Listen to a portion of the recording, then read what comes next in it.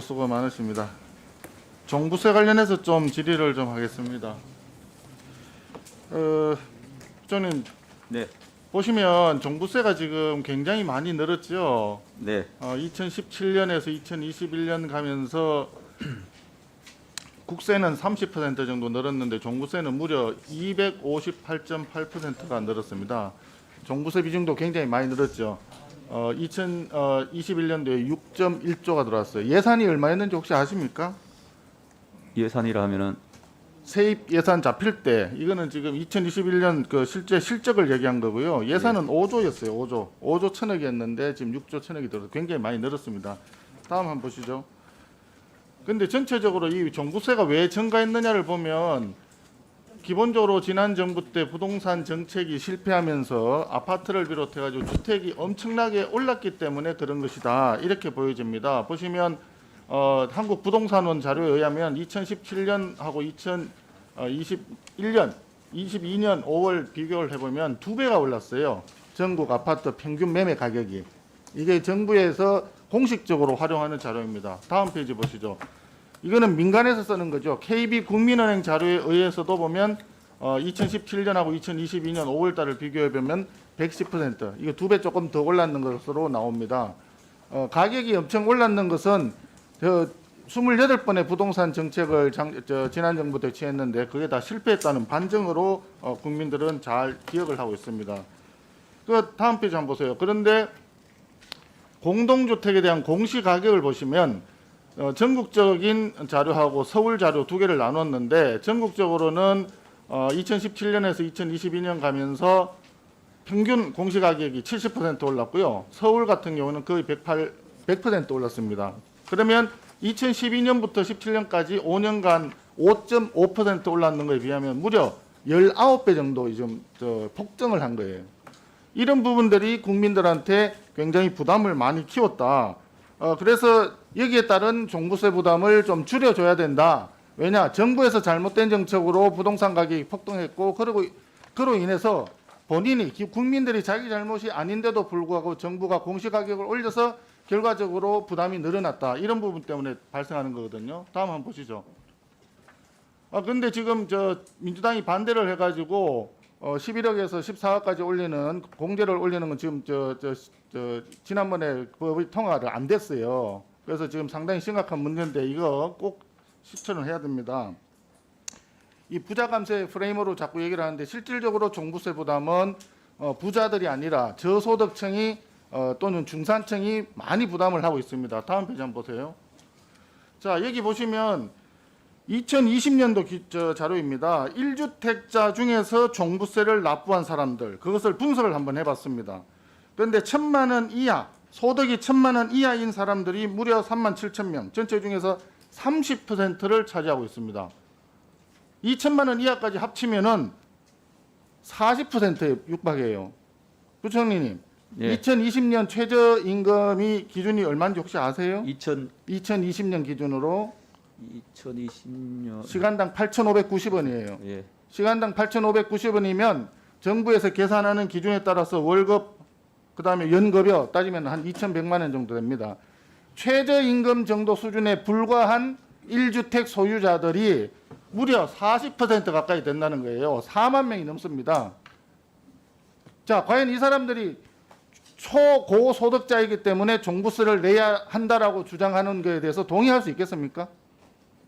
예, 고소득자가 아니죠. 5천만 원 이하까지 합쳐가지고 전체적으로 60%에 가까운 사람들이 1주택자들이 종부세를 내고 있습니다. 자, 그러면 저소득층이라고 할 때 우리가 일반적으로 생각할 수 있는 사람들이 주택 하나 평생 살면서 주택 한 채만 보유하고 있는 은퇴한 분들, 어르신들 이런 분일 가능성이 많거든요. 그러면 이분들이 어떤 분들이냐? 조금 더 거슬러 올라가면 대한민국의 현재 산업을 만들어낸 산업 여군이다. 또 대한민국이 현재 존재할 수 있도록 만들어준 호국 용사들이다. 이렇게 보여지는 분들이에요. 그런 분들이 평생 몸 바쳐가지고 이제 겨우 집안 채가지고 은퇴해서 소득도 없이 살고 있는데 갑자기 느닷없이 종부세를 매긴단 말입니다. 이런 잘못된 제도 바로 잡아야 되지 않겠습니까? 예, 현재 종부세 부담 과하다고 생각합니다. 다음 페이지 보십시오. 그러면 국민 세부담이 얼마나 늘었는가를 한번 보세요. 공동주택 종부세는 공시가격, 그다음에 공정시장 가격 비율, 그리고 세율 세 가지에 의해서 결정이 되지 않습니까? 그런데 보시면 공시가격 17% 한 해에 17% 올랐어요. 21년도에 19% 오르고 공정가격, 공정시장 가격 비율 이거 100%까지 올라가기로 했던 거 지금 조정해야 된다는 거 아닙니까?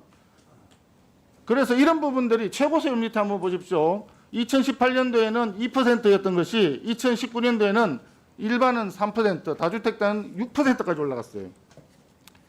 근데 이 누진과세로 하면서 다주택자에 대해서 특별히 세율을 더 과하게 부담시키는 거, 이거는 분명하게 말씀드리면 이중과세에 해당이 된다고 봅니다. 부총님 어떻게 생각하세요?